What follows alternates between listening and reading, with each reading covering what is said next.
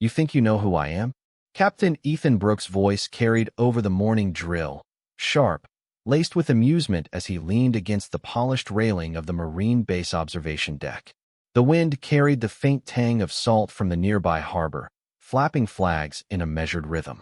William Carter sat in the corner, a quiet figure in faded olive trousers and a jacket that had seen decades, his hands resting lightly on the worn leather strap of a satchel that had accompanied him for longer than anyone around had been alive. The sun glanced off his silver hair, glinting in the harsh early light, but he didn't flinch, didn't acknowledge the captain's smirk. Ethan's young eyes scanned him up and down, noting the slight stoop, the hands marked with time, the calm that seemed almost deliberate in contrast to the buzzing energy around them. "I'll ask again," Ethan said, louder, as a couple of other Marines gathered nearby, sensing the tension and eager to watch a show. "What's your call sign?" William lifted his pale blue eyes, calm, unmoving, a depth in them that made the air feel heavier. His gaze didn't shift to meet the crowd, didn't seek validation, but when it rested on the captain, it held a weight far beyond what the uniformed youth could comprehend. The group of young Marines chuckled, some nudging each other, their hands on rifles slung loosely, their pride inflated by the proximity to authority. Michael Reyes, a seasoned gunnery sergeant, leaned against the side wall, arms crossed, observing quietly, noting the subtle posture, the unassuming presence that somehow radiated command without a word. William's voice, low and gravelly, broke the silence like a stone dropping in a still pond. "Iron Viper." The words were spoken once, deliberately, with no explanation, no flourish, yet they seemed to echo across the deck. The younger Marines froze mid-motion, laughter dying in their throats, eyes widening, hearts skipping a beat, as if they had just brushed against a history they were never meant to touch. Captain Brooks' smirk faltered, the smirk replaced by a blink of disbelief as he tried to reconcile the man in front of him with the weight of the name just spoken. The air felt charged, electric, a subtle hum of recognition that only a few around fully sensed. Reyes' jaw tightened imperceptibly. He knew. He knew the significance, even without proof, because some truths were carried in silence and in the quiet authority of a man who had survived more than the battlefield could have taught anyone. The wind lifted, carrying the scent of salt and engine oil, and for a moment, time seemed to pause. Carter remained seated, relaxed, the calm epicenter of the storm, his presence anchoring the chaos, making the young captain's bravado seem hollow and unnecessary. Around them, the base continued its motions, but the immediate space contracted, the laughter gone, replaced by a taut stillness, the subtle acknowledgement that the ordinary assumptions of power and command were temporarily suspended. Even the distant hum of the jet on the tarmac seemed muted, a quiet witness to the moment. The words, "Iron Viper," lingered in the air, unspoken questions in the eyes of the Marines, a silent understanding that this was not a man to be underestimated, that beneath the worn exterior lay decades of expertise, judgment, and valor that even the sharpest young officer could not yet grasp. Carter's hands rested lightly on his satchel, his posture unchanging, and yet every line of his body spoke of readiness, experience, and a calm unshakable by jokes, insults, or the assumptions of youth. Ethan Brooks, caught mid-smile, straightened, trying to reclaim composure, but the energy had shifted. The subtle, unspoken authority of William Carter had claimed the space. The deck, the flags, the distant jets, all seemed to acknowledge it. A brief glance from Reyes toward the comms unit hinted that confirmation was only a phone call away, that the ripple would extend upward, and yet for this moment, the moment belonged entirely to the old veteran, who sat quietly, command radiating outward with nothing more than a single, deliberate phrase. Every Marine around sensed it, even if only subconsciously, and the joke that had been set to entertain them had dissipated, replaced by a deep, electric respect. Carter's pale eyes swept slowly across the faces, absorbing the reactions without emotion, the way a general might survey a battlefield long after the smoke has cleared, the subtle gravity of his presence bending the atmosphere without raising a voice. And in that silence, in that suspended tension, the story of Iron Viper began to unfold, not in words, not in spectacle, but in the undeniable, unyielding command of a man who had long since earned the right to be both unseen and unforgettable. 20 minutes earlier, nobody had paid attention to William Carter. He had arrived through the visitor entrance carrying the same weathered leather satchel and wearing the same faded olive jacket that seemed older than most of the buildings on base. The morning sun hung low over the harbor, casting long shadows across the concrete walkways. Marines moved with purpose in every direction, boots striking pavement in steady rhythms, radios crackling with routine updates, engines humming in the distance. Carter walked slowly but deliberately, his gaze taking in details that everyone else ignored. He noticed the flag snapping sharply from a sudden crosswind. He noticed a maintenance crew adjusting equipment near the flight line. He noticed a young private struggling to secure a loose cargo strap. Small things. The kind of things experience taught a man to see. To everyone around him, however, he was invisible. Just another elderly visitor attending the annual military heritage event. A volunteer at the registration table offered him a brochure without making eye contact. A young lance corporal pointed him toward the seating area without bothering to ask his name. Carter accepted both gestures with a simple nod. He seemed completely comfortable being overlooked. In truth, he preferred it that way. Fame had never interested him. Recognition had never been the reason he showed up. He found an empty bench overlooking the harbor and sat quietly. The leather satchel rested beside him. The wind carried the smell of salt water and jet fuel across the base. For a while he simply watched the activity around him. Young Marines hurried between buildings. Officers exchanged brief conversations before disappearing into command offices. A formation marched across the far side of the parade ground. Life moved quickly around him, yet Carter appeared untouched by the rush. There was something unusual about the stillness he carried. It was not weakness. It was not fatigue. It was the calm of someone who had spent an entire lifetime learning that urgency and importance were rarely the same thing. Across the courtyard, Gunnery Sergeant Michael Reyes stepped outside a headquarters building holding a cup of coffee. His eyes swept across the crowd automatically. Years in uniform had trained him to observe without appearing to. For just a moment his gaze settled on the old man sitting alone on the bench. Something about Carter felt familiar. Reyes could not explain it. He had never met the man before. Yet there was a presence there that stood apart from the tourists and family members scattered around the base. Not authority exactly. Something deeper. A quiet certainty. Before Reyes could think further, a radio call pulled his attention elsewhere. He shook off the feeling and continued on his way. Meanwhile, Carter remained seated. A small group of younger Marines passed nearby. One of them glanced toward the old man and laughed. Another commented on the outdated jacket. None of the remarks seemed to reach him. His attention remained fixed on the harbor beyond the fence line where sunlight danced across the water. After a few minutes he reached into the satchel and removed a folded photograph. The edges were worn smooth from decades of handling. He studied it silently. The faintest smile touched his face before disappearing again. Whatever memory the photograph held stayed private. He carefully returned it to the satchel and closed the flap. Nearby, Captain Ethan Brooks emerged from a briefing room surrounded by several junior officers.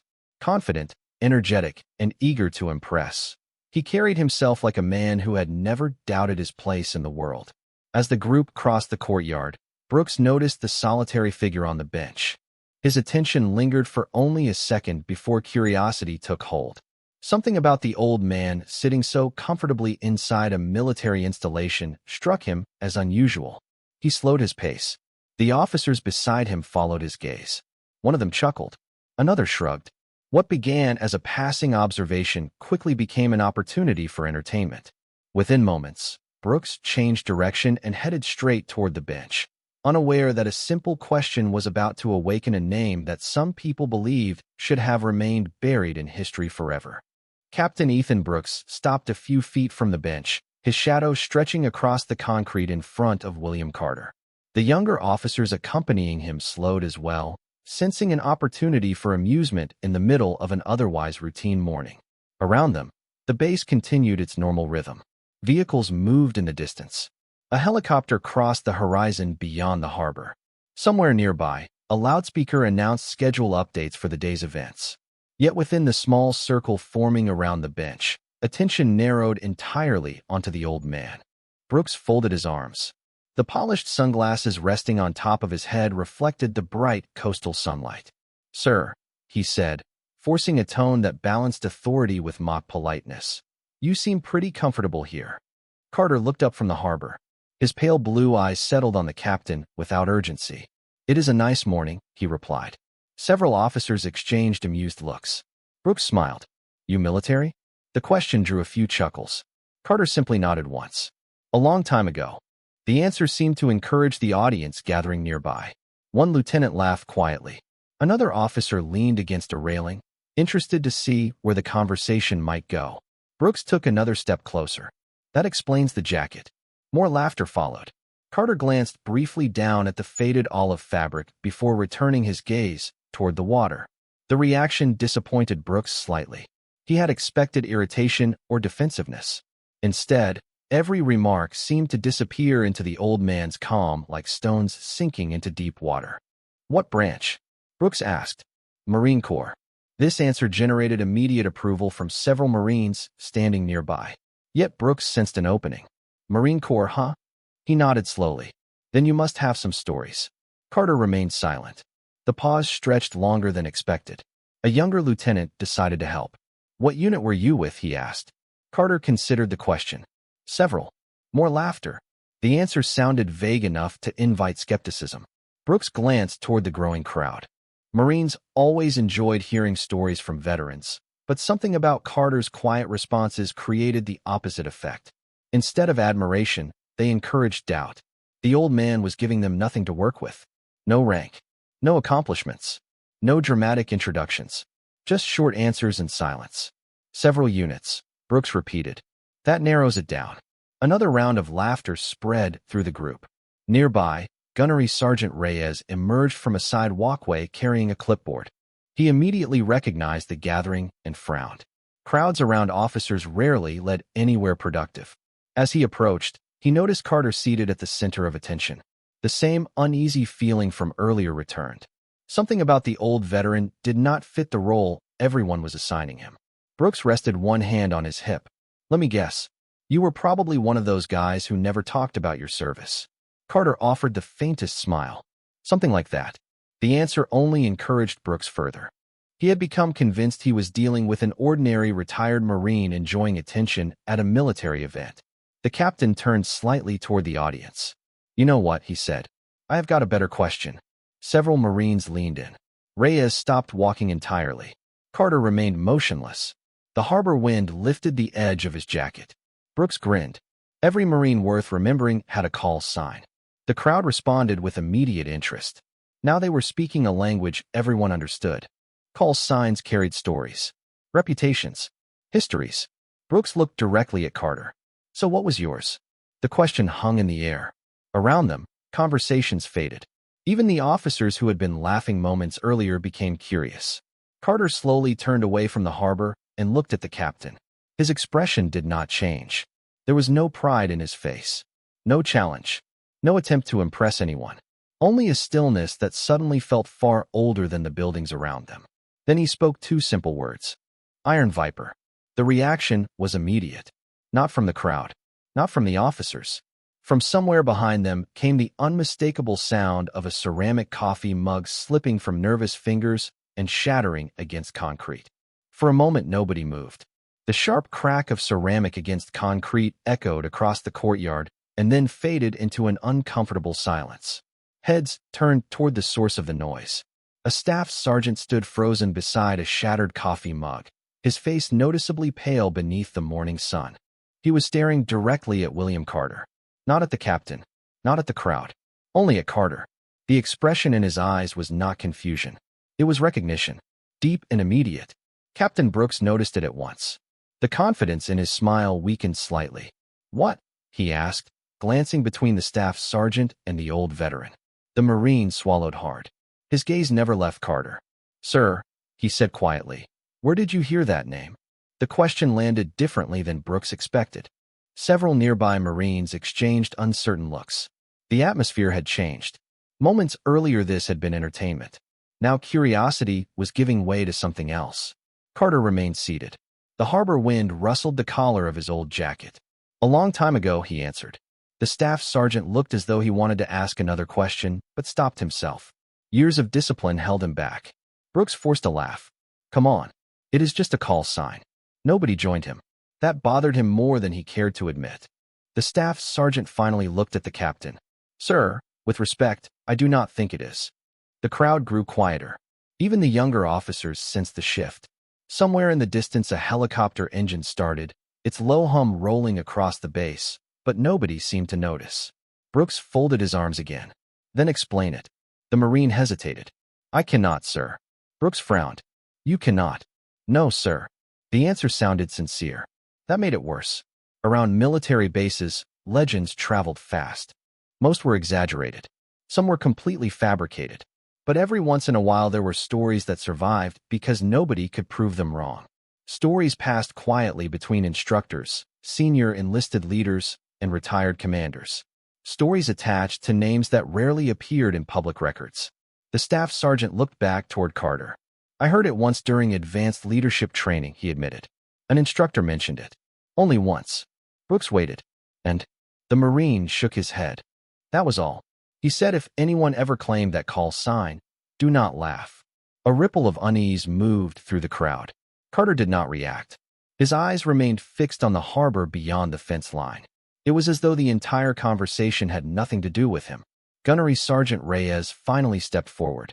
His expression had grown noticeably serious. Captain, he said carefully, I think we should verify this. Brooks looked at him. Verify what exactly? Reyes took a slow breath.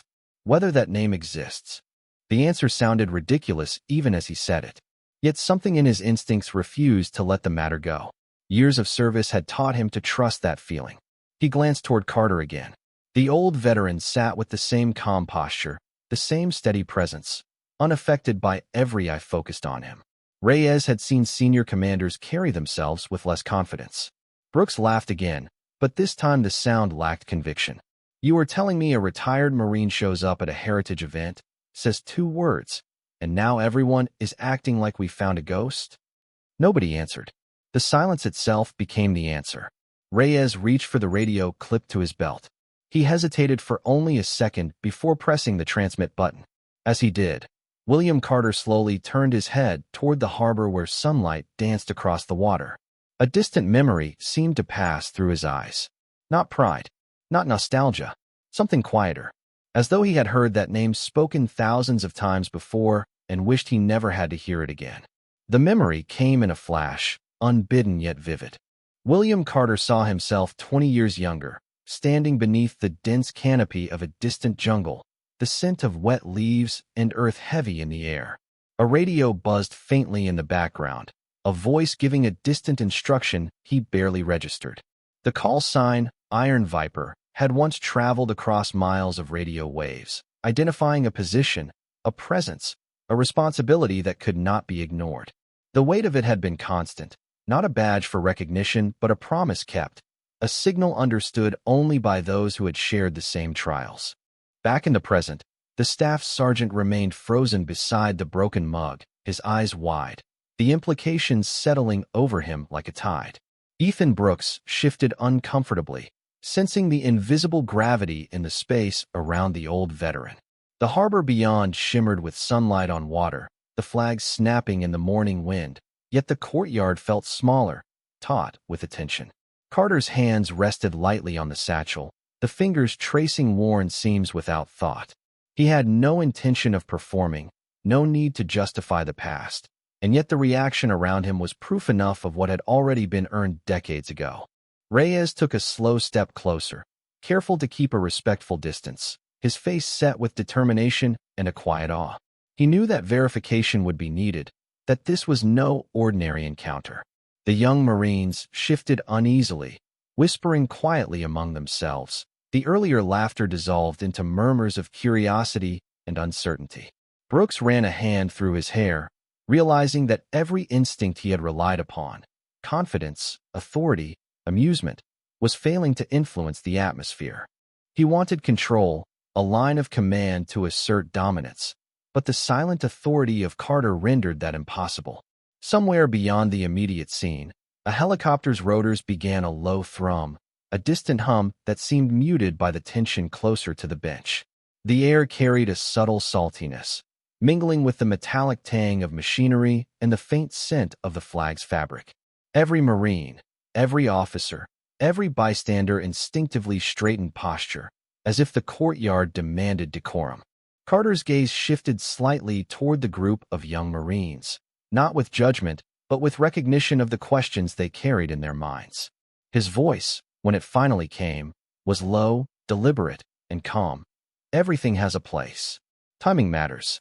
The staff sergeant nodded almost imperceptibly, understanding the implications without needing further explanation. Brooks' jaw tightened.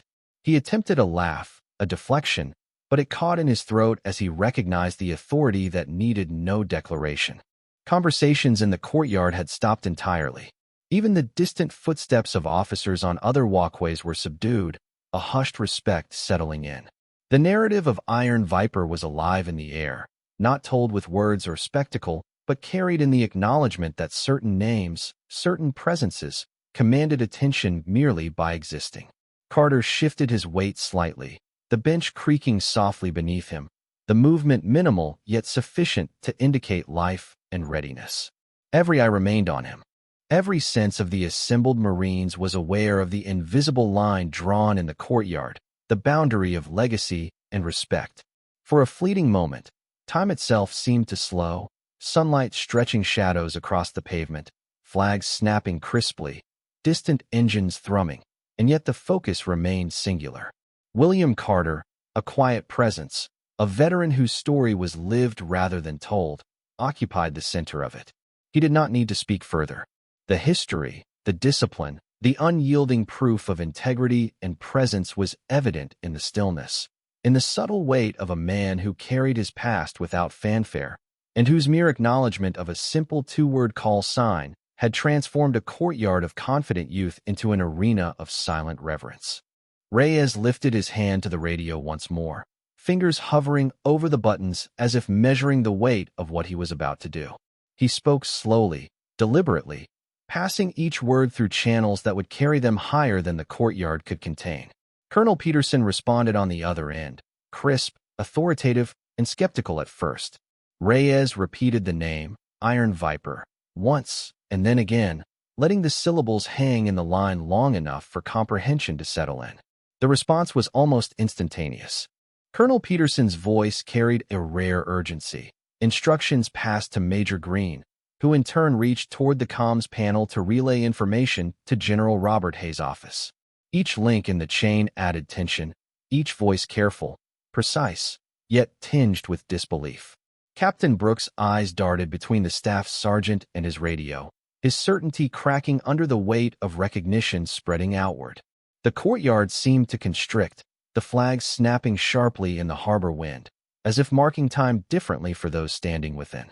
Carter remained seated, calm, his pale blue eyes fixed beyond the base perimeter, untroubled by the chain of calls unfolding, by the ripple of authority awakening in response to a name that had long existed beyond casual memory. The crowd of young Marines and officers felt the shift. Conversations ceased entirely. The click of boots across concrete, the distant murmur of engines, even the wind in the flags seemed to pause for acknowledgement. Reyes finally stepped back from the radio, breathing controlled, his eyes never leaving the old veteran. Every subtle gesture, from the tilt of Carter's head to the gentle rest of his hands on the satchel, radiated command without a single spoken word. Brooks, now fully aware of the growing tension, tried to regain composure, adjusting his stance, but the influence of Carter's presence rendered gestures of authority hollow. The sun reflected off the water beyond the courtyard, glinting across surfaces and casting shifting shadows, yet attention remained fixed entirely on the man at the center. A distant hum of machinery provided background texture, but the focus was unbroken. The name had traveled unseen through channels and now anchored itself physically in the courtyard, manifesting in the alertness and silent attention of all who stood nearby. Carter's breathing was steady, unhurried, measured with decades of habit. The staff sergeant remained as silent as the bench beneath him, an embodiment of recognition and restraint. The moment expanded, not in volume or spectacle, but in quiet magnitude. Every Marine, every officer, every witness understood that something beyond routine observation was at play. A shared acknowledgement rippled outward, subtle yet undeniable, that the past, the discipline, and the achievements attached to Iron Viper were present here and now, not as history, not as rumor, but as undeniable fact in the silent, electric stillness of the base morning. Carter adjusted slightly, leaning back but keeping his gaze forward, his presence commanding without a single flourish, the very air around him charged with the weight of lived experience and unspoken authority. The call sign a silent bridge linking all who understood its meaning across years and rank, waiting for no applause, demanding no recognition, only the quiet, unwavering respect it had always carried. Reyes pressed the radio again, his fingers steady despite the tension hanging over the courtyard. Each transmission was deliberate, ascending through the chain of command with precise clarity. Major Green responded first, his voice clipped but attentive, passing the information directly to Colonel Peterson. The sequence continued, each layer of command acknowledging, verifying, and passing the name upward. Brooks watched, his confidence shrinking, a hint of unease crossing his face. The base seemed to contract around the invisible trajectory of those words. Carter remained unmoved, seated calmly, his eyes distant yet focused, a serene center amid a rapidly shifting environment. Every officer, every Marine present sensed the rising weight of authority, the invisible threads connecting their awareness to those listening farther up the chain. A soft wind lifted the corner of Carter's jacket, fluttering briefly before settling, as if marking time in silent rhythm with the transmissions. Shadows stretched across the pavement under the rising sun, yet no one moved to shade their eyes. The distant hum of a helicopter engine blended with the rustle of flags, muted now by the charged attention surrounding the bench. Brooks shifted his stance, attempting to project authority, but it had no effect. Every gesture felt hollow against the quiet, unwavering presence of Carter. The courtyard filled with a subtle tension, a shared understanding that something important was unfolding beyond the visible horizon. Conversations had ceased entirely. Even the faint murmur of officers on distant walkways had diminished, replaced by an almost tangible anticipation. The staff sergeant remained near the shattered mug, eyes fixed on the veteran, absorbing the significance of the unfolding verification without a word. Every breath felt measured, deliberate, in synchrony with the gravity of the moment. Carter adjusted slightly, leaning back, but maintaining the same deliberate posture, radiating calm authority. The distant call from Green to Peterson, then to Hayes, each acknowledgement, each subtle inflection in voice, emphasized the seriousness that had been quietly building. Brooks' arms dropped slightly, his hands empty now of the gestures that once asserted control. He realized, perhaps for the first time that morning, that the calm presence of a single man, his experience, his history, could command an environment far beyond the reach of rank alone. Carter did not look at the radio. He did not need to. The air around him carried the recognition, the respect earned silently over decades, manifesting in the rigid postures, the stillness of every observer, and the palpable anticipation that stretched from the courtyard through the chain of command. In that silence, every subtle movement, the tilt of Carter's head, the positioning of his hands on the satchel, spoke louder than any words. Time itself seemed to hold its breath as the calls continued, the chain of acknowledgement climbing steadily, until it reached the office of General Robert Hayes. Every Marine, every officer, and every staff member present understood in that moment that the story, the legacy, and the unspoken authority of Iron Viper were not only remembered but commanding immediate, unquestioned attention. The veteran's calm gaze remained fixed beyond the fence line, past the flags, toward the harbor, as if measuring the distance to a horizon known only to him.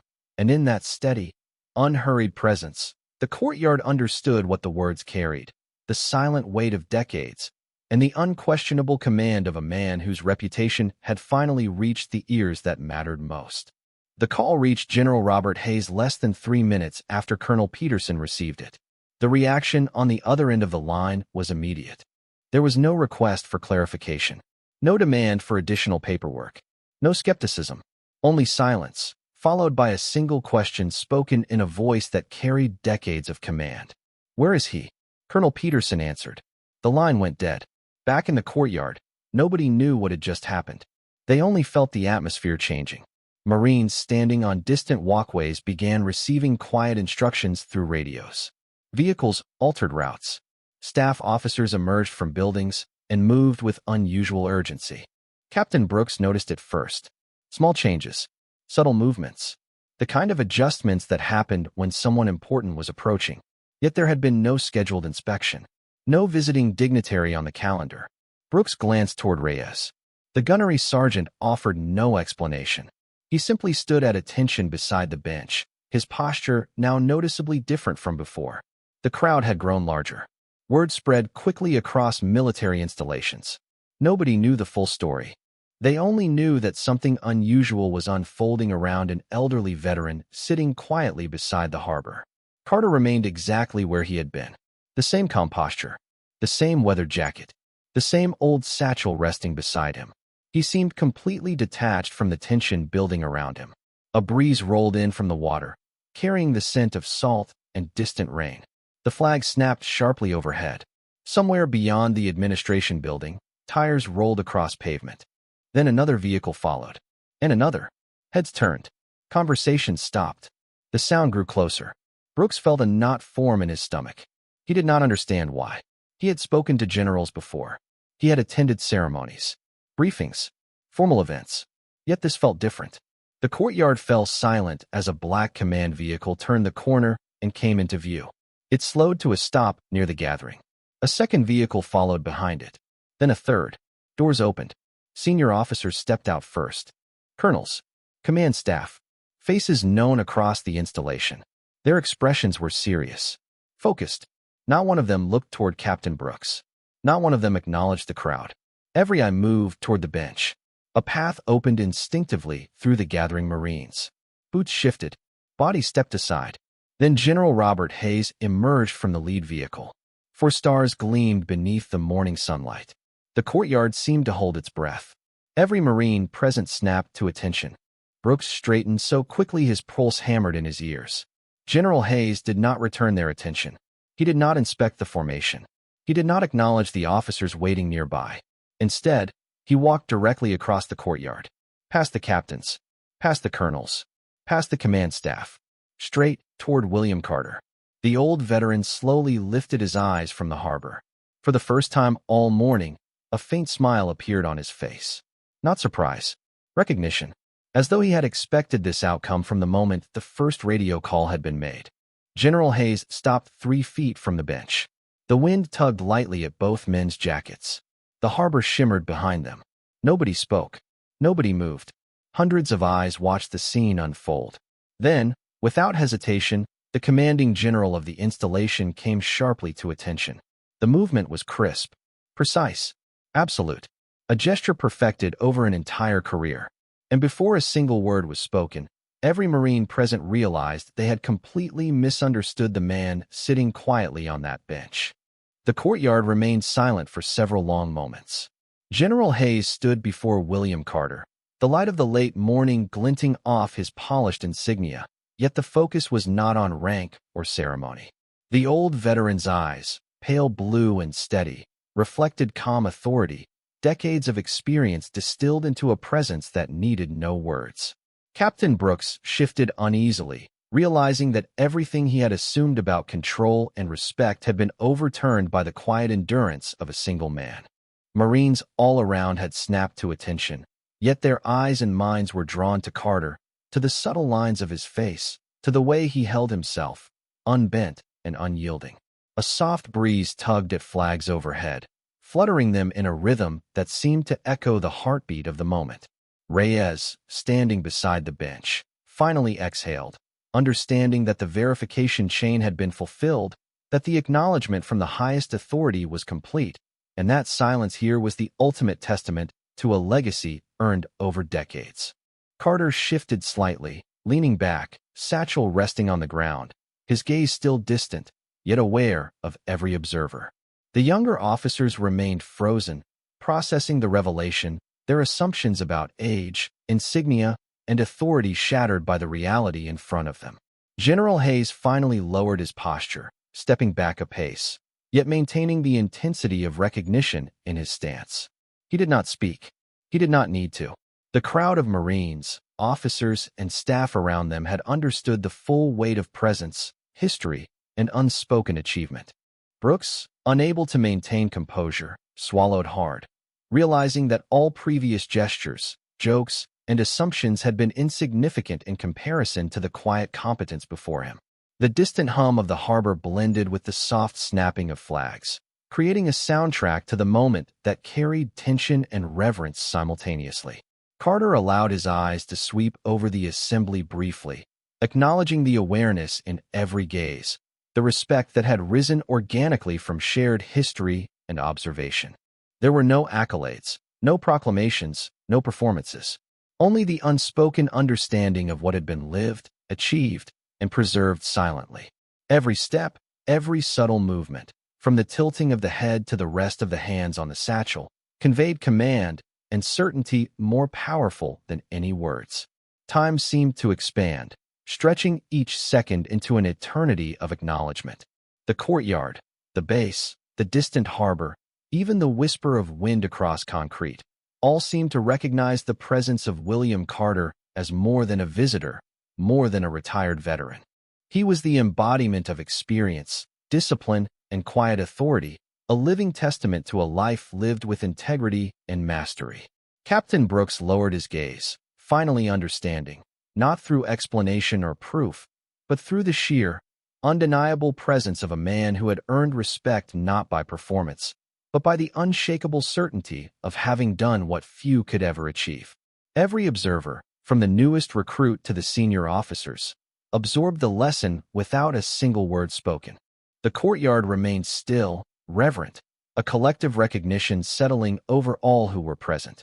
William Carter shifted slightly, a small, almost imperceptible nod, and the moment passed with nothing more than a quiet acknowledgement of legacy, competence, and honor. And in that silence, heavier and more meaningful than any proclamation, the truth of a life lived fully, courageously, and with integrity resonated across every eye, every breath, every heartbeat in the assembly.